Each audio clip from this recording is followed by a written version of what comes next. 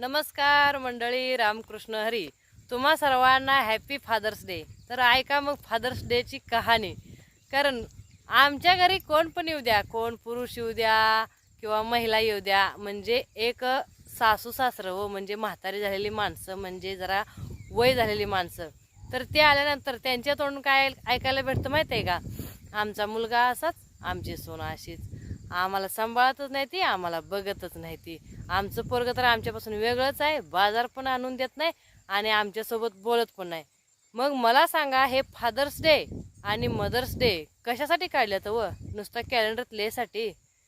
कारण हे fathers day mother's day फक्त कॅलेंडरात लिहायचे नसतात, तर आपल्याला जन्माला ज्यांनी गाठलं, आपल्याला ज्यांनी हे सुंदर निसर्ग, हे सुंदर जीवन दिलं, त्यांच्यासाठी आपण जगायचं असतं. जगायचं ते जगायचं फक्त आपल्या आईवडिलांसाठी.